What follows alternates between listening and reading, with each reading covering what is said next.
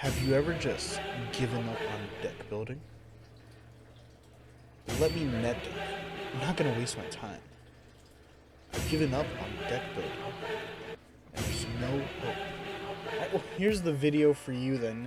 This video probably is for you. Hey, what's up, guys? It's Pello King here, back with another video. Real quick before we go ahead and get the start, if you can, go ahead and hit that subscribe button. It's super appreciated, supports the channel, all that great stuff. But yeah, so it's going to be really just talking about, the basics of deck building and learning, how to do it. Because, a lot of people do struggle with building decks and a lot of the key factors that really do get you into deck building. And I'm going to be going over what I think the 3 to 4 steps are to building your deck, um, just to, make it competent to compete. So first thing is, we need all the core cards that we need. So I'll do something easy, then I'll show you something a little less easy after, I guess. So we're going to talk about Virtual World first, I guess. Virtual World is a very easy deck to build, and here's why. So with Virtual World, you just need 3 of every core card. When we're building decks, we have to think, what is the purpose of my deck? What does it do, and what does it need to function? So the purpose of this deck, it's a toolbox deck, that makes rank 9s and 6s, and then rank 3s as well as 6 and 9 synchros. So that's the purpose of my deck. Now, how does it function? So this deck functions by targeting face-up Virtual World cards on the field. So how do we do that? We play 3 of every Virtual World card in different ways to see it. So for example, once we have all the Virtual World cards in the main deck that we need, and this is really what it is, because we need a chance to see Virtual World cards in our hand as much as possible, and I can say that especially from someone who's played the deck and had some success with it in recent tournaments I've played it. And if you want to see my deck before, you can go ahead and check it out. I'll leave a link for it in the description below. If you guys want to see my profile on it, went undefeated at a case tournament, amazing deck. So the next thing we need to do is we need to put in cards, extender cards, to see our other cards. So for example, in this deck, we need to play Pot of Desires. The reason being is because our whole deck is 3-Os. For the most part, considering like talking about the main deck cards, our whole deck is 3-Os. So we want to play Pot of Desires at 3 because we want to see this card as much as possible, because we want to draw 2 cards as much as possible. That's definitely why I think this card is needed, and why I consider one of the extender cards for the deck, and then as well as Emergency Teleport. And we play Emergency Teleport as well, and the reason behind it is because Lulu and Yan are actually both psychics that we can summon. So this helps us get our Virtual World monsters in the field, and Pot of Desires that helps us see more Virtual World cards in our hand, which is why we're going to be playing triple Pot of Desires and 1 Emergency Teleport. Next, we want to put in cards that you need to counter your locals. So this is the third part to deck building. Past what does my deck do, and how can I support it in its way to do it. The next part is, how do I stop other decks from beating me if I don't win the dice roll? So you do that by playing hand traps. We all know what hand traps are. It's nothing new. We get mad, we see Nibiru. But right now, I think Nibiru, we can definitely be playing 3 of this card, but because it stops a Virtual War matchup and a lot of other decks. Virtual War matchup, especially the mirror match, everyone knows it's super rough, because they just make VFD and it feels like a loss. So we want to put in cards that stop these cards that stop us. So maybe Infinite Permanence, maybe we're playing Droplets as well, and then let's just say Triple Ash Blossom. Now that our main deck is complete, because we have looked at all 3 aspects we really need to make sure that our deck is competent enough for locals. We need our core cards, obviously. We need our cards that let us do what our deck needs to do and help us accomplish that, and which are obviously Pot of Desires, so we can see more Virtual World cards, and Emergency Teleport, so we can see a Virtual World monster on the board, i.e. Lulu and Yan. Then we play the cards that we play so we don't lose to going second. Now, the third thing with it is we need to basically, and this is where a lot of people really lose, and this is why a lot of people end up net decking, and this is what really, unfortunately, makes them, like I said, lose. We need to build decks for what we think we're going to play against. So, for example, in my locals, there's a lot of Eldritch players. So, to be honest, there's like a lot of Eldritch and Virtual World players, so it's a good mix of both. So maybe you don't want to play, Nibiru because you have so many Eldritch matchups you got to go against. So maybe you want to play Cosmic Cyclone instead, and that's perfectly fine, because now you have something to help with your Eldritch matchup, and you don't immediately lose to these other decks. but you still have cards for your mirror match and other generic things in case you see other decks. Like you have Ash Blossom, you have Droplets, you have Impermanence as well. So you don't auto lose just because you wanted to play Cosmic Cyclone, but now you have Cosmic Cyclone for when you're going against other matchups. And you do have Nibiru as well for game 2 and 3 if you do end up doing the mirror match.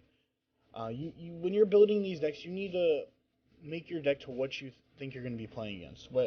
You need to be in this mentality wherever you go when you're doing an event, especially in bigger events. You're going to see a lot of these players build their decks around what they see they're going to see most. So, for example, in Zoo format, most people were expecting Zoo mirror matches, so they were citing a lot of cards for the Zoo mirror match. Cards like My Body is a Shield was a really good example because it messed up Dryden. Uh, they would attempt to Dryden pop you. Oh, My Body is a Shield. You get to kill their Dryden, and you set up your own Dryden, which was crazy back then. So, just to review, like I said, with it, we want to make sure we have our core cards. Our core cards being, in this situation, 3 of every virtual world card, because that's really important. And then we need to figure out what do we want our deck to do. That's a big thing that people really don't understand. What do we want our deck to do? So for Virtual World's goal, we want to end on a VFD and the trap card if we can, and then a Shen Shen if possible. But ideally, we just at least need the VFD if possible. So that's this deck's goal. So you want to make sure that you can get VFD on the board as much as possible because that's what this deck does. It locks your opponent out via VFD. But let's go into a different deck, one that isn't, I guess, as cut and dry, that you have a little bit more flexibility. Let's just talk about Zoo. I have a pure Zoo deck list right here. So this goes back to what I was talking about earlier. So with Zoo, it's a little more straightforward. It does like switch up a bit. So with Zoo, essentially, let's talk about the premises of the deck. So Zodiac, you want to see Zoo monsters on your board as much as you can. You always want to make sure that you have a follow-up play in case your Zodiac Trident gets wiped. So you always want to make sure you have Zoo. So in that case, we play triple Thoroughblade, triple Whiptail, triple Ram Ram, and one Rat. Those are the best Zoo monsters you can play. I'm playing Catarus, but I'm actually going to switch it out for a Bunny Blast because Bunny Blast is really good right now. But, essentially, we want to be playing ways to see Zoos as much as possible. Then we're playing Triple Tenki and Barrage. So these are our ways to see our power, I guess I could say our power cards. But these are our ways to see our cards that we want to see. That's how I'm looking at it, as of right now. So just like in the virtual world deck, we are playing these are our core cards. These are what we need to accomplish our goal, which is getting a Dryden on the board. The next thing, our cards, in case that doesn't work, our extender cards are cards that keep us going.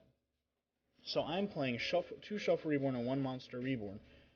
Shuffle Reborn is a pretty good card as well. It does let you recycle your Tenkies, which is really nice. Um, so that's why I do like it, and it is a card in case you do get, let's say Solemn Strike, or maybe you're playing the Mirror Match and you get Dryden popped.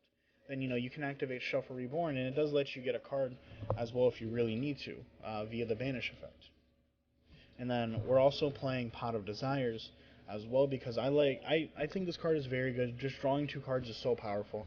You banish the top 10, but what a lot of people just don't understand is this card draws you 2 cards. That is 2 cards you wouldn't have seen before. This card gives you the chance to unbrick. Anyone who disagrees with this card, either your deck just literally can't play it because you're not playing a bunch of 3-ofs, or you just do not understand how great this card is. And then we're playing Pot of Avarice to shuffle back the Zoos as well because this does let us recycle. You can play more. Maybe you want to play 2-2. Like you maybe can play 2 Pot of Desires, 2 Avarice if you really like. But you can also cut Pot of Desires as well. This is a personal choice. I just like this card because it lets me see more cards in my deck. And then we have our defensive cards as well. So we're going to be having triple Nibiru because Nibiru is a wonderful hand trap. But you can maybe cut this if you want something like Droll or DD Crow, for example, or just something else that you might like. And then I have triple Ash because Sanguine's a scary card and Miscellaneous is a very scary card as well. And then we have 2 Valor, and triple Emperor.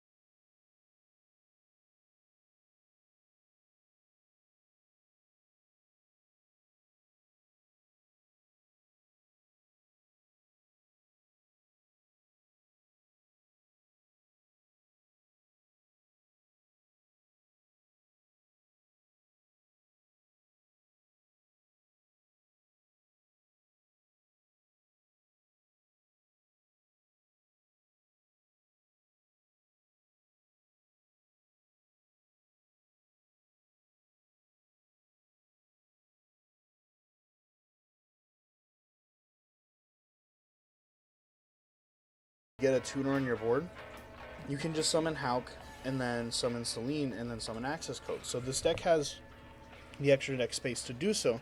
So if you do have these cards readily available, you can do this. If you don't, it's not a problem. You can play other cards. These are just the ones that I think work really well for the deck, because, you know, having a good kill combo, especially because Zodiac doesn't really put down a lot of damage, which is something that you do have to pay attention to as well, is because, you know, you got to look at it like you know, you don't really have a lot of damage on board, especially because a lot of the time, you know, you might summon Ram or a Rat, and, you know, 400 damage isn't a lot, even 1200 damage isn't too much. So you always want to have the, you know, these options, I feel, at least. But yeah, that's really everything that I have to say for it as of right now. If you guys feel like I missed anything, go ahead and let me know in the comment section down below. If you guys feel like this did help you, let me know. I really just want to be as helpful as I can when it comes to stuff like this. But if you did enjoy the video, go ahead and subscribe. It's super appreciated, and it does support the channel and things like that. But yeah, see ya.